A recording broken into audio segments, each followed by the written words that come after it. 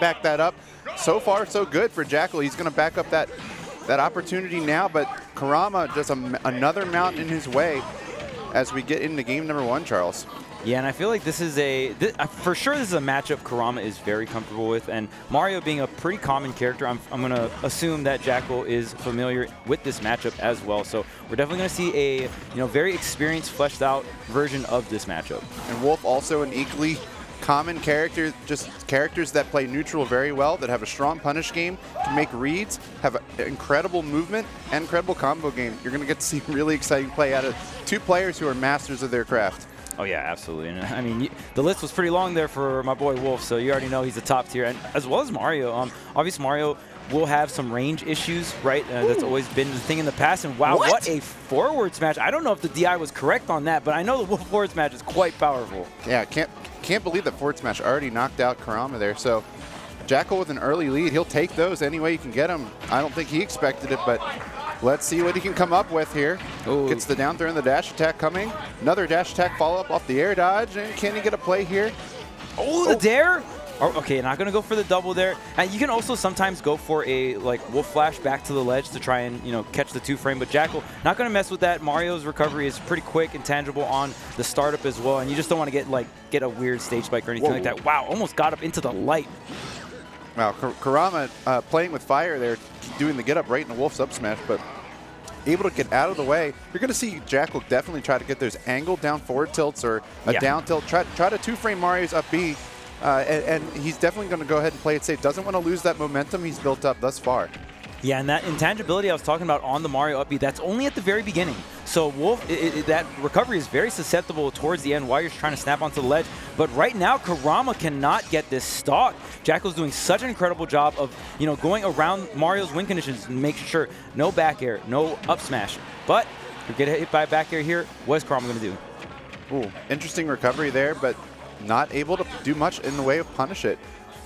Forward throw is all he can get off of it. Back to nearly get it. And it does, just barely, Charles. Yeah. It wasn't right at the edge, but Jakal had full rage. That back air will do the trick, but the stock mileage Jakal got on this first stock, incredible. Was able to take out the first 2 stocks coming out from Kurama. But we've seen Kurama do in situations like this yesterday, even he was able to just turn things around very quickly. 1 up air, 1 forward air, 1 up throw, 1 down air. It can all turn bad for Jakal in a hurry, but right now, Jakal is turning it bad for Kurama in a hurry. Oh man, here comes, okay, here's the up air reversal. Wait a minute, on the platform extension. Oh, he gets a runoff up air, but maybe, I'm not too sure what Kurama wanted there, but nonetheless, 87% Kurama is racking up this damage, and you give Kurama a little bit of momentum, he can go all the way. He has demonstrated how capable he is. And just yesterday, when in his matches on stream, I was fortunate enough to see his work in full display, but he has not been able to get that work on Jakal thus far. 94%, definitely winnable. Tried to snuff the jump with the fireball there, but could not get it done. Oh! Jakal went for all the marbles right there, and Kurama said, no, I'm not getting clipped, not at least yet. That was such a great ledge drop, double jump nair back onto the stage. Hit Kurama with the very tip of the nair, but this is where you don't want to give Kurama that chance if you're playing against him because his conversion game is so strong. Kurama could take this with 1 opening. Up smash, not going to get the job done. You can go for that big boot. Yeah. The big boot, a very good anti-air, great KO move. Hey, and there it is. Yeah, and it's such a great tool as well when you're trapping your opponent on the ledge. A very common situation. You don't want to deal with Wolf's grounded options when you are on the ledge versus him. So a lot of players will ledge jump, and this is a great job. Look at the trapping from Jakal. Sees the ledge jump, goes for the up air, right? And then the air dodge comes out right onto the platform, and that's where Jakal strikes here and then just gets the reverse up tilt. And this is, I mean, it's so good, and it's very, very powerful. So right here. I was going to go up. Oh, there it is. The boot. Notice how big it is. It wasn't even touching Mario, but yeah, it's snake up tilt, or not. It's like baby snake up tilt. Yeah, baby snake up tilt. As we go game number 2, Steam level. Kurama going to go ahead and run it back on Pokemon Stadium 2. Very common to see players do that. What do you think? What drives that? Just they don't want to pick a stage, or do you think this is the best chance to win? I mean, I think we do see the bans on the right here. Yoshi's obviously for sure going to get banned, right? And Smashville as well. I feel like Jakal just wants a good amount of room. Smashville can be dangerous because, you know, it is the smallest stage here. So great bans coming out from Jakal, and Kurama still can get things started here on PS2, so just going to opt with that. Yep, and a little bit of tough spot there for Jakal. He was able to navigate his way out of it. He got stuffed with the fireball, but able to get back on stage. And once again, running away with that damage lead. Kurama just hasn't been able to break the walls down. Jakal's kind of been Stonewall Jackson here. He can't get through and get one of those big Kurama openings he's known for, Charles. Yeah, absolutely. Jakal's defense right now has been incredible, chipping a ton of damage on the way. And can we talk about the ledge traps? That's already the second forward smash. Jakal is 2 for 2 on that, starting off each game with an incredible lead. But here comes Kurama all the way off the top with the DI mix-up. And, oh, that is a situation where... So Kurama didn't go for up B there because up B could not have got the KO. You go for down air, you hope that you get the DI cross-up, and Kurama does just that. Perhaps Jakal unaware that the up B was not a kill option and reacted poorly there. And Kurama's going to take that stock with the down air and even things up. That is what we've been talking about. Had another chance for maybe a dare there. Couldn't get it off. Jakal aware that time, Charles. Yeah, and it's really hard to not get crossed up in that situation. Mario has an incredible amount of air mobility, so it's very similar to Sheik when Sheik is up airing you since it's multi-hit. You know, they're also moving as well, so they can be very ambiguous with the air drift. So on to the second stock here. These nairs, the spacing has been incredible, and Jakal not really getting shield grab too often. The nairs, the fairs, all spaced very well. Back throw coming out from Kurama, trying to get Wolf off stage.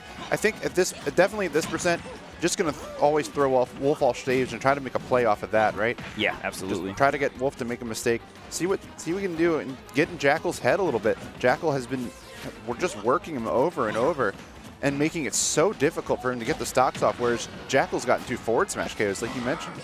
Yeah, and you can really tell the you know, different strengths for both players slash characters. Jakal getting so much in the neutral on the ledge traps, right? And Kurama is able to just get one opening and take so much from Jakal in terms of percent, in terms of the stocks here. But now we're coming into this mid-game. Who is going to get this advantage coming into this last stock? That dash attack was, man, I'm very surprised that dash attack didn't go punished right there. And it was like the very tail end. I almost feel like Jakal did it on purpose. I almost feel like he knew that the up smash wasn't going to punish. It was a bait. Because it was like the tail end of it, the back throw is going to do it. So I don't know how minus the very last sour hit of dash attack is. But nonetheless here, just evening things up. Kurama with the back throw. Because the way he buffered the F tilt there, it was just like he either was panicking or he knew exactly what he was doing. Yeah. I'll give him credit. He's a competent player in his own right, getting this far in the bracket already, and already have 1 game on Kurama. Can he get another one here as he has a significant lead, 60% or so? Okay, here's the down throw though. This is where it gets dicey. The DI cross up? No, okay, so see right there, if you don't get your DI crossed up, you live there. And there's even some situations where you can hold down to cover both the eyes. The back air, I don't think there's a double jump here. The forward smash, it's not going to be needed. Great 2-frame on the sweep there. The down tilt into the back air. Mario even, that pretty much the standard 2-frame option. And yep, and because he got the down tilt, Jakal did not have a jump. He did not get to the ledge to refresh his jump, and there was nothing he could do to make it back. Yeah, that's the powerful thing about 2-framing in Ultimate. If you get the 2-frame, you do not get your double jump back. Here's the dash attack.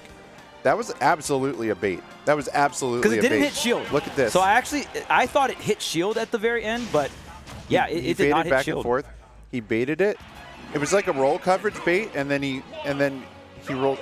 Yeah, exactly. And then he gets the space angled forward tilt. Yeah, that was so good. And I mean, just again, Jakal, we talked about the spacing, right? The spacing on the nairs, the spacing on the fairs, even the spacing on the dash attack, being able to set up scenarios like that where the dash attack doesn't necessarily hit shield. So Kurama, it's going to be way harder to punish that, right? Yep. See if Jakal starts things off. Ooh, up air extension. Tries to get the hard air to Phantom out. Wow, okay, the back air doesn't connect here, but a ton of damage here for Jakal. Yeah, when you down smash going to do it? Not quite yet. When you get the staled forward airs from Wolf, you get a really good opportunity to link into back airs. Yeah. And you get that sweet spot back air, you can see a stock disappear under 80. That is that's the powerful thing about Wolf, right? That back air, the fact that you can combo into it. And I've seen Wolf back air crush many dreams. it's a insanely broken move.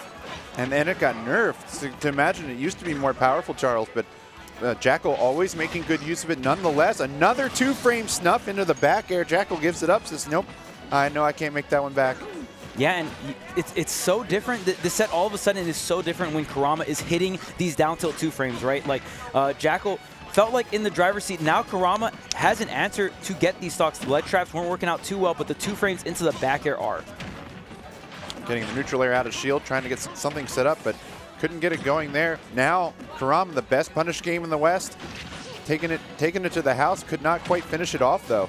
Great DI coming out from the forward airs. The one thing about Wolf is when you do get hit, did not dash forward with the jab block. That would have been a stock. Jakal with the mistech, but regardless, 2 lasers, and Wolf Blaster does a lot of damage. It starts adding up real quick. It is funny how common these characters are and how they're both so susceptible to 2-frames. Yeah. Couldn't get it there. I was hoping I would get a moment there, but either way, they're both so susceptible to 2-frames. And that's really been the difference maker. Can you hit those 2-frames? That was not a 2-frame, by the way. That was, I think Kurama fell off the ledge. Yep. So. Okay, here's all these trades, Jakal. Now, Wolf is a great character in this particular situation. One falling forward air, and then you get a grab. Or if you just get a grab, down throw into the dash attack, right? It's great spacing coming out from Jakal. Why does it always feel like every time there's a weight like that, both players move at the same time? Yeah, like they're always in each other's heads. Right, the tempo's just staggered a tad bit, but I feel like Jakal has just a bit more patience in those scramble scenarios. I believe there's no double jump here, no 2-frame after the fireball, but the down air not enough. I believe there's also no double jump here. Okay. Great DI by Jakal. That down air was very nearly a KO. Gets the angled F tilt, not enough. Oh no, and going for the Wolf Flash again. Yeah, and it's hard. It's always hindsight, but usually the up B is safer, but we've seen Kurama also get the 2-frames on the up B as well, right? So Jakal trying to go for the mix, and Kurama just doing a great job with the flood. So far, so good. Jakal going for the up smash. Nearly got it, actually. It didn't up look. tilt. Yep. And there it is. Oh, but not enough. Not enough rage. And again, that's that same situation off the ledge up, and the boots connect the back air. Jakal is going up 2-1. Charles foresaw the up tilt coming in, but Kurama had the DI, foresaw it as well, but could not foresee this back air. Gets wiped off the face there of Pokemon Stadium. Yeah, Jakal's saving that fireball punish, right? I don't think we've seen that punish the entire set. Jakal using it to close out Game 3. And one thing that top players are extremely great at doing is they'll let certain things slide, but they'll get, when it counts, they'll get that stock punish, right? So here, the up tilt wasn't enough. Jakal is coming in and just punishing this fireball in the neutral. As we go to our game number 4 here. Let's go, Jakal. Oh yeah, let's go, Jakal. Get a little energy. I love to see it. You love to look. Don't get too cocky, but give yourself a pat on the back. Like, you're playing good. Yeah. You want to keep yourself motivated. Stay in the game. You beat the Buzz in winners brackets. Something to definitely brag about in this game. Jakal is in the same region as the Buzz, so nothing too surprising. Like, obviously, it's still an upset in terms of seeding, but when I heard that Jakal beat the Buzz, I was like, okay, that's not too crazy. But, like, still, good stuff to Jakal. Well, either way, Jakal, if he wants to continue, he's going to need to take one more game from Kurama. We've seen that Jakal's kind of been the control character in most of these matches thus far. Kurama was able to edge out game number 2, but otherwise, Jakal's really been in control, even in that game number 2. But Battlefield finally coming out, our first stage difference in the set here, and I do like the decision here, Charles. Oh, yeah, absolutely. And the Battlefield for the Triplat, the ceiling is very high for Battlefield, so it's very hard to get up B setups. And there is the up smash. Using the low hurt box there, Jakal is going to get that stock. And this is huge here. Battlefield, it's going to be a very large stage, so whoever gets the lead here can really extend that. Kurama could find himself, tries to go for the shine extension. Yeah, when you see that shine come out in the air, it's not a show-off move anymore. Like, Charlie has proven how effective down Bs can be used in combo game. Yeah. And if he were setting up for a side B potentially, he would have taken it. It would have been a one stock lead. He would definitely take that. Oh my goodness. Forward smash. That has some reach, doesn't it, Charles? Yes. Wow. Wolf is reaching out here. And man, it's just crazy because you mentioned, the shine combos again. Okay, doesn't lose the stock for it this time. Kurama going for the buffer jump there. But yeah, I mean, Wolf is far from being optimized, and that's the crazy thing about this character. You know, at the very beginning of the meta, the community was like, wow, this character's broken, very simplistic. And then, you know, players like Charlie pushing the character's combo game as well. And look at this, Jakal with full control. Kurama didn't want to go up and over because how many times has he gotten the boot at that point, right? And then Jakal's like, oh, you're going to go away, you're going to go to the edge, here's the claws. It just feels like he's in his head at this point. Jakal just winning the mental warfare here. Dang. Falling off stage, 35% already on Kurama's last stock. This is a stage that he could bring some Mario combos back on the table, bring this back. And Jakal looking very good to move on in the winner's bracket. He's just got to get one more stock from Kurama. How will he close it out, though? Okay, there's the back here. It's still not enough. Jakal, look at this, 175%. Okay, relax. Relax. that's the 3-to-1 stock recovery. You know what I mean? Everyone has those. Everyone has those. I'm up 3-to-1. Like, I'm going in with the upbeat. You know, that is a very strong move if it hits, but Kurama's not slipping that much. And I will justify it. You know, Jakal hasn't gone for that recovery once this entire set, but, you know, Kurama just fading back, respecting the fact that, you know, the Wolf Flash could be coming, gets the punish, but Jakal's still in a very comfortable position here, 2 stocks to 1, mid-percent, and look at all these neutral interactions going in the favor of Jakal. There you go. Oh, it's going to be the Wolf Claw there. We're gonna get the Wolf Grunts here, perhaps. Yep, there it is. Space forward smash. These neutrals as well. I mean, and Wolf is a character, like, obviously, oh, wait, there it is, the offstage, and Jakal has not gone for that offstage drop zone there. You know, Kurama could have teched it, but very fast, right? Jakal just going offstage, and the nair is such a huge hitbox, one of the better nairs for that drop zone area. You see, Jakal even ran off the stage and reeled it back a little bit just to make sure that backside of the nair did go ahead and connect onto Kurama. Him throwing out the back air is the reason he died, because he was stuck in the animation. If we could, yeah, we'll go back here and take a look at it really quick. Play. We're going to go. He's going to go over here, and he's going to throw this back air right there. Yeah. And he was stuck in that animation. He had to go low. He couldn't cancel his back air and up B right there. Because that's what most Marios would do in that situation, right? They would just up B the Wolf and just hit him out of the way. But as we take a look at some of the highlights from this one, Jakal just had Kurama's number. Even in the game he lost, it still felt like Jakal was in control, didn't it, Charles? Yeah, absolutely. And I mean, Kurama still, I feel like Jakal's defense in terms of like the DI against the combos, Kurama did get one setup into the down air and got the DI cross up, but after that, Jakal was not getting caught by that and just did an incredible job. And Kurama's big win condition as a player is that combo game, right? So the fact that able to do that, and that back air, the reason why Kurama even went for it was to get that fastfall, right? Because when you are in tumble, you cannot go initiate a fastfall unless you double jump or aerial, right? So we even saw the